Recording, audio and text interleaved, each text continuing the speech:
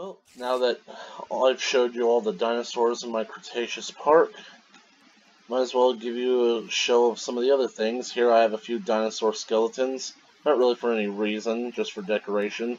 I used to have a big T-Rex skeleton out there displayed like right outside the lab, but as you can see, that's now where the Sarcosuchus pen goes.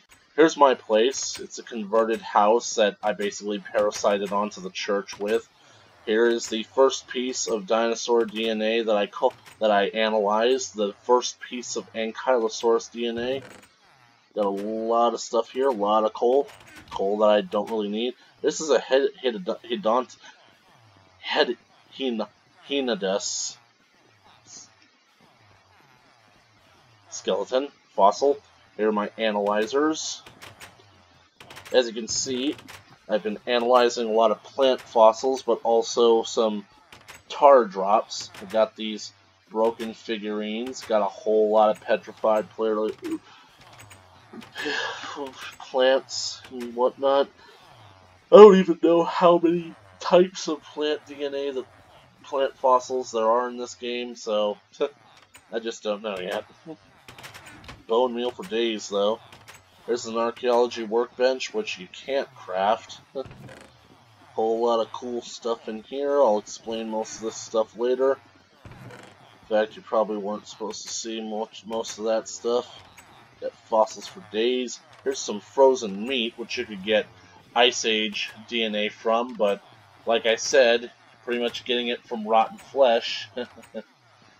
Basically, see, you're just getting it from rotten flesh. You don't really need that, so I just collect it. I'm a collector. Here's some scarab gems. I've got plenty in this map, and I'll explain what the scarab gems are later. So now I can explain to you the story of the Mosasaurus. Like I said, the evil Mosasaur god caused thunderstorms that would cause ships to sink. So the ancient civilization got the idea to appease the Mosasaur god by cooking Nautilus to make Su Chu Li, and they ended up throwing it into the ocean to feed the Mosasaur god. The Mosasaur god was pleased, and from that day onward, he wouldn't attack ships anymore. But granted, this is all just conjecture. It's just supposed to show you that Mosasaurus will eat Nautilus, so feed it to them. Anyway, here are the other murals of this game that detail a whole lot of cool stuff. Here we have the tale of the first tamed Tyrannosaurus. According to this hieroglyphs, is that an ancient culture found a huge animal frozen in ice. They took the block of ice with them, putting it on some logs and tying ropes around it to bring it back to their village, but unfortunately the sun was hot that day. The heat of the sun melted the ice and restored the animal, and it was a vicious animal. It attacked the men. They tried to defeat it using arrows, but as you can see, the arrows just harmlessly bounced off its thick hide. The animal went on a rampage, eating everything in sight, whole villages. No one was safe, human or animal. Then one day, a hero from the future appeared. He crashed out of some kind of flying machine, and he had strange weapons with him. This ancient civilization didn't know what to make of him, but they were certain that he could defeat this animal. They attacked the creature.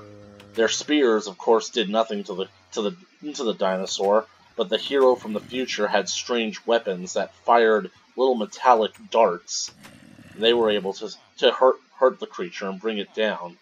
But as the hero was preparing to finish off the beast for good in its subdued state, the princess of the tribe stepped forward and claimed that this animal could have redemption. Using her secret power, she cast the evil darkness out of the dinosaur, and thus the dinosaur was tamed. The princess was then able to ride around on the enormous dinosaur. No one knows what mysterious power she used to tame the mighty dinosaur. The princess then used a strange machine that opened up a portal into the past to send the dinosaur back to his own time, to reclaim his lost life. She also sent another portal into the future, where the hero could return to his own world as well. And no one has seen any of them since. Oh, here are more stone tablets. Here's a woolly mammoth, and here is another tablet depicting that strange machine, that device that the princess used.